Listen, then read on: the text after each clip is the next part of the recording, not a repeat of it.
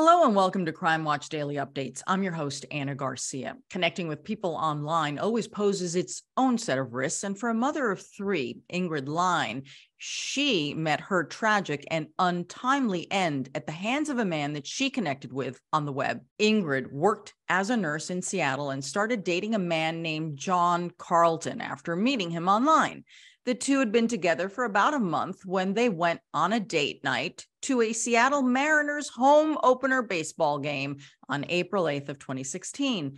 They stopped by a bar after the game where John got too drunk and Ingrid would never be seen alive again. According to John, the whole night was a blur. He woke up on the sidewalk in Seattle and was accused of stealing her car, which was also found in the area.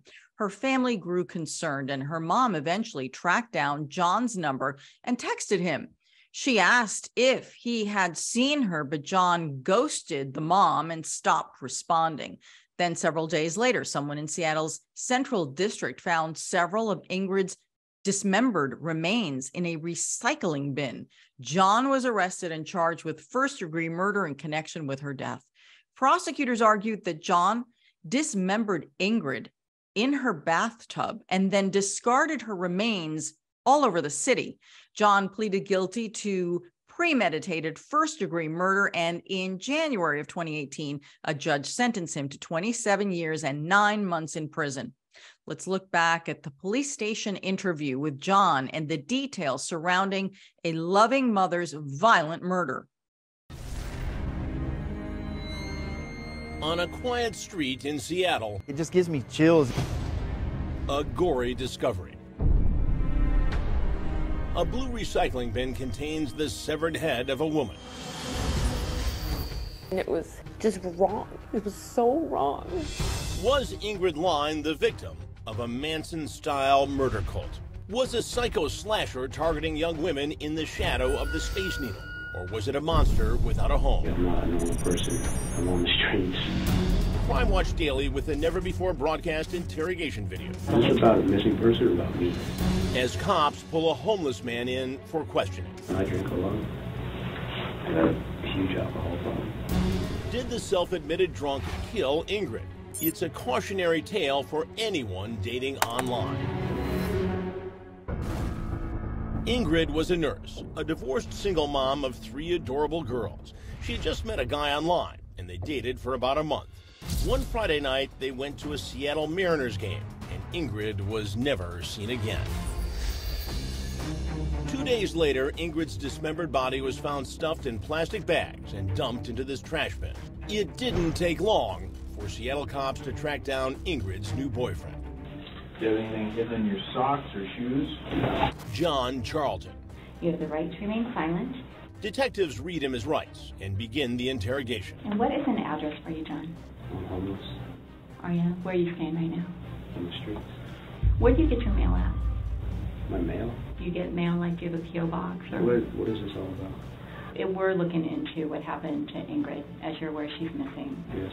And we know that you knew her. What's your relationship with her? Have you been dating her consistently since you met, or? I would say, I guess, yeah.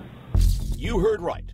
College graduate Ingrid, a beloved nurse at a major Seattle hospital, was unknowingly dating a homeless man whose resume included arrests in 6 states. Did she let you stay at her place, or were you staying elsewhere? She let me stay there sometimes. How often were you guys seeing one another, like over the last couple of weeks? A couple times a week, I guess. Okay. And what kind of things did you guys like to do together? Just hang out.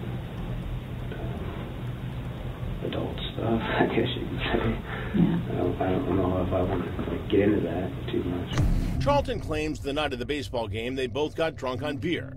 So drunk he claims that he doesn't remember all of the details. I went to her house and went to the game. And we started drinking a lot. How much had you had to drink at that point at the stadium?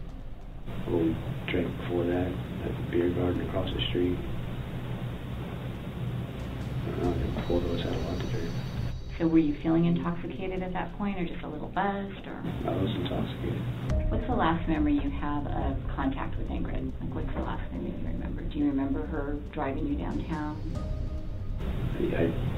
believe I sent her a message that morning.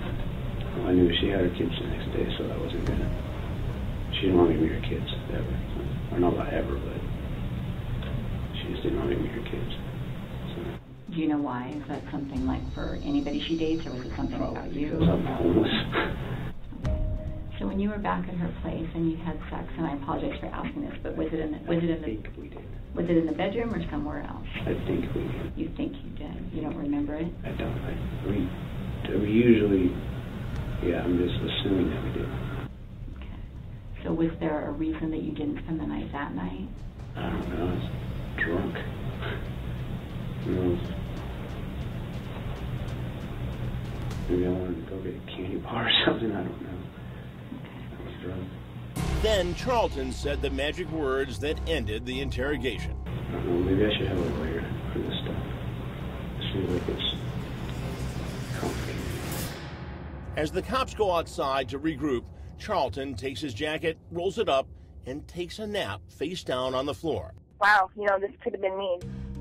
Charlton's ex-girlfriend, Heather Danishevsky, on the phone with our Seattle affiliate KCPQ, claims he once tried to choke her. A lot of the times it was because he was drinking, and he would get really angry. The evidence cops found in Ingrid's bathroom pointed to Charlton as the killer. They recovered a 15-inch pruning saw and plastic garbage bags similar to the bags her remains were put in. Police charge him with first-degree murder. And now, in a breaking development, Charlton just pleaded guilty to the murder charge. He will be sentenced next month. Prosecutors have recommended 27 years and 9 months. But the other victims are Ingrid's little girls. Her good friend Nicole Rock can't hold back the tears. Why did he do this? And then why did he put her in pieces? And then think about, her kids, and they need their mom.